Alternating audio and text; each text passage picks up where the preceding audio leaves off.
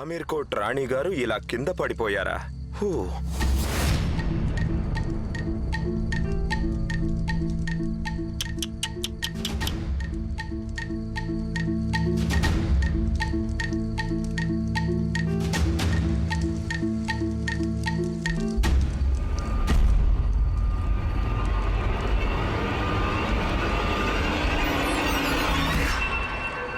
అది నా కాలిపట్టి మీ దగ్గరికి ఎలా వచ్చింది?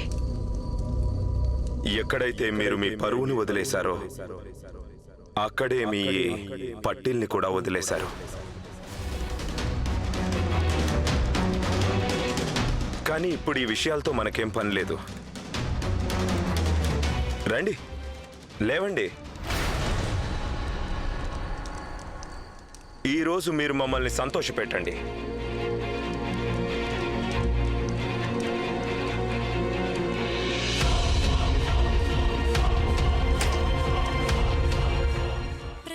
ఏమైంది రాణి గారు?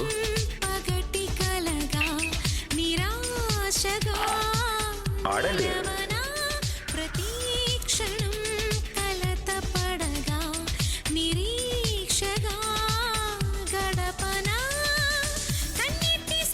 నాట్యం చేయండి. మీ భార్య నేను వేసి అనుకోవద్దు. పూజకి తెచ్చిన పూలని ఎవరు వేసేలకివ్వరు. మేమంత మూర్ఖులం అనుకుంటున్నారా? పూల మధ్య ఉండే వ్యత్యాసం తెలియకపోవడానికి రాణి గారు. ఏమైంది? మీరు ఇతరుల ముందు నాట్యం చేస్తారు, మరి మీ భర్త ముందు నాట్యం చేసేందుకు సిగ్గుపడతారే? ఏంటి ఏమన్నారు మీరు? అదే రాణి గారు, మీరు రాత్రి వేళలో విల్కిన్సన్ దగ్గరికి వెళ్లారు, వారిని సంతోషపెట్టారు, వారి ముందు నాట్యం చేశారు. కమాన్ రాణి గారు, అయిన వాళ్ళకి ఆకుల్లోనూ కాని వాళ్ళకి కంచాల్లోనూ. లేదు లేదు లేదు లేదు, ఇలాంటి డబుల్ స్టాండర్డ్స్ ఉండనే ఉండకూడదు. కానివ్వండి, నాట్యం చేయండి మా కోసం. డాన్స్ ఫర్ మీ రాణి గారు. మాట్లాడింది చాలు. ఏం మాట్లాడుతున్నారు మీరు? నేను విల్కిన్సన్ దగ్గరికి వెళ్ళాను కేవలం మీకోసం, మీ గౌరవం కోసం. అయినా మీరెలా అనుకున్నారు అసలు నేను ఇలాంటి? ఇంతకీ ఈ పట్టీలు మాకెవరు పంపారో మీకు తెలుసా? విల్కిన్సన్ గారు. పట్టీలైతే ఆయన పంపేశారు, కానీ ఆమీర్ కోట్ రాజవంశం యొక్క గౌరవం శాశ్వతంగా ఆ గదిలో సమాధి అయిపోయింది. మీరు పరాయి వాళ్ల కోసం ఏ పనైనా చేయగలరు, మీ భర్త కోసం చేయలేరా? మీరు కోరుకున్నది ఇదే అయితే రాణి గారు, మీరు మాకు చెప్పాల్సిందే. మేము చేసి ఉండేవారు.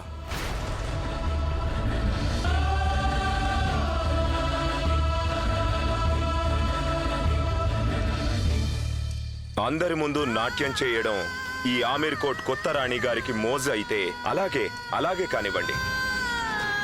మేము మిమ్మల్ని క్షమించమని అడిగాం కదా. రండి, రాజ్మహల్కి వెళ్దాం.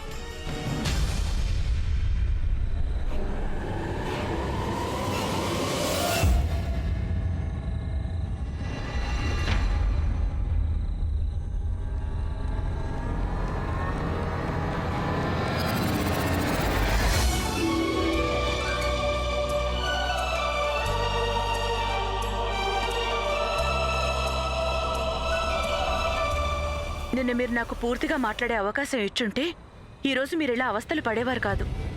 అలా మీరు విల్కిన్సన్ కి డబ్బులు ఇవ్వాలని వెళ్ళుండకపోతే మీరు కూడా ఇన్ని బాధలు పడుండేవారు కాదు. నేను మీకు సహాయపడాలనుకున్నానంతే. మీకు ఆంగ్లేయుల యుక్తులు, రాజకుటుంబ విలువలు అర్థం కావు. You are an idiot.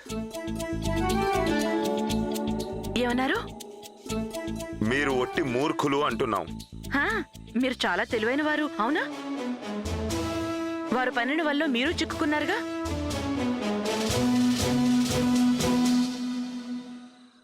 రండి.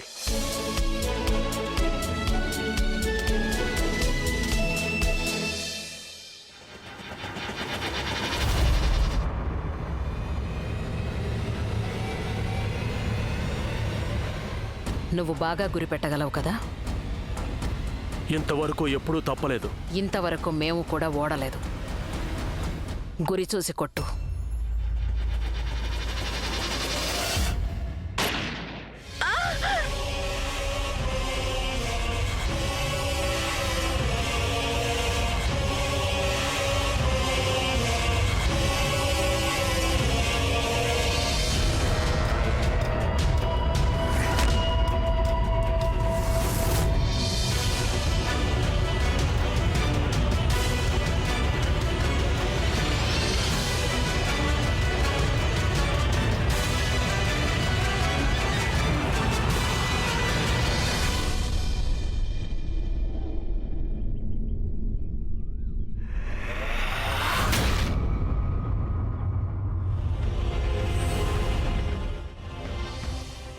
రాణి గాయత్రి,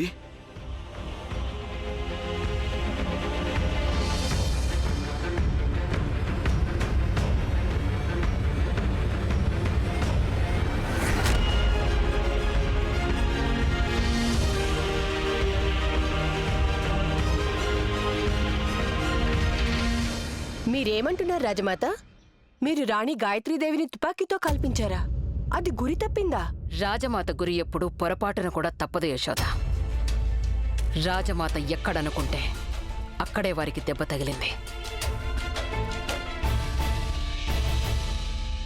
రాజమాత, మీరు మమ్మల్ని పిలిచారా? కోడలు గారు, మేం మిమ్మల్నే తలుచుకుంటున్నాం.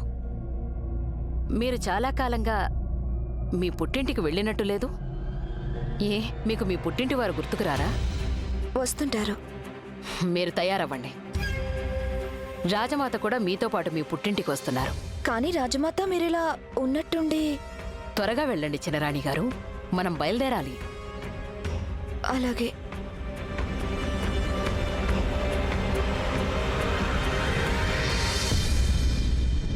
యశోద, రాజమాత గారి దుస్తులు సర్దించండి. వారు తిరిగి రాకముందే మేం బయలుదేరాలి. చిత్తం రాజమాత.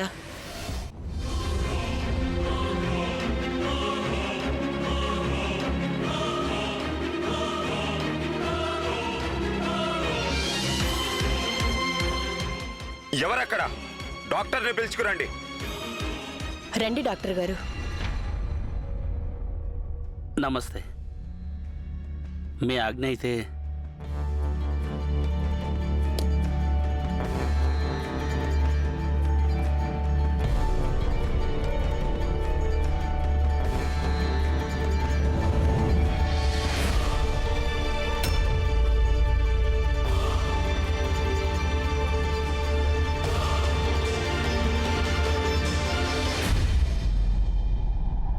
రాణా గారు, చేతికైతే తుపాకీ గాయమైంది, కానీ పాదం దగ్గర పాము కాటేసింది.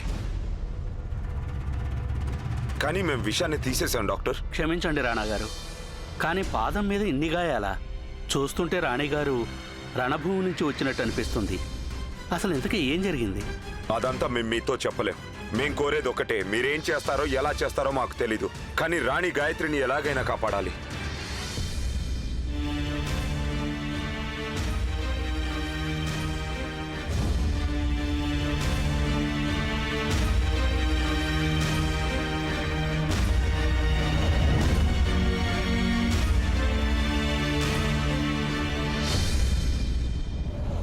రాణా గారు, చేతికైన గాయం పర్వాలేదు. దేవుడి దయ వల్ల ఆ బుల్లెట్ చేతిని తాకి వెళ్ళిపోయింది. కానీ పాము విషాన్ని తీయడంలోనే కొంచెం ఆలస్యమైంది. అందుకే రాణిగారి శారీరక మానసిక పరిస్థితి ప్రమాదకరంగా ఉంది.